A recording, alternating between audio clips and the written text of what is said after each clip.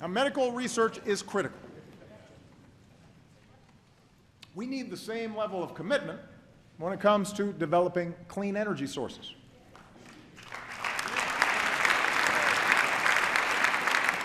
Look, if anybody still wants to dispute the science around climate change, have at it.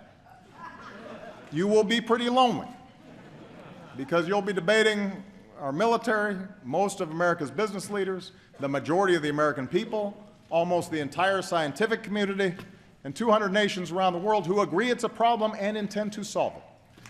But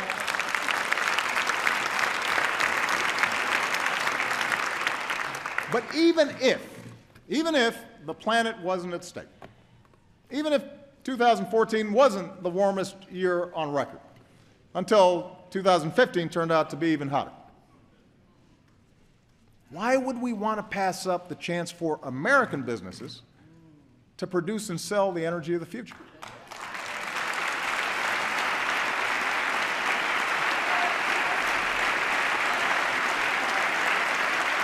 Listen,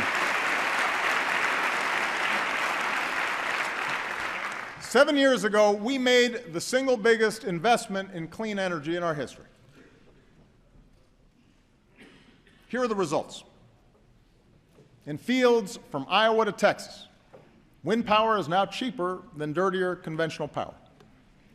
On rooftops from Arizona to New York, solar is saving Americans tens of millions of dollars a year on their energy bills and employs more Americans than coal in jobs that pay better than average.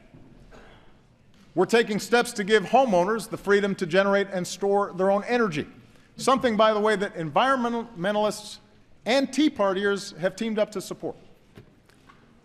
And meanwhile, we've cut our imports of foreign oil by nearly 60% and cut carbon pollution more than any other country on earth.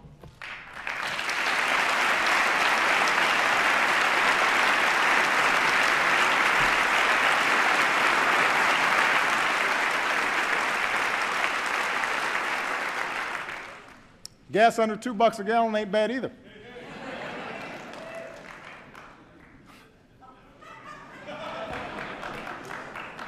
Now we've got to accelerate the transition away from old, dirtier energy sources. Rather than subsidize the past, we should invest in the future, especially in communities that rely on fossil fuels. We do them no favor when we don't show them where the trends are going. And that's why I'm going to push to change the way we manage our oil and coal resources so that they better reflect the cost they impose on taxpayers and our planet.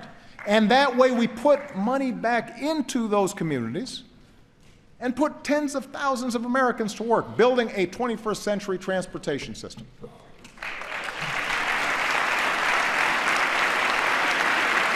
Now,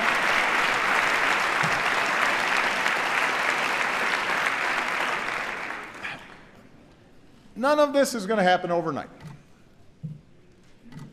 And yes, there are plenty of entrenched interests who want to protect the status quo.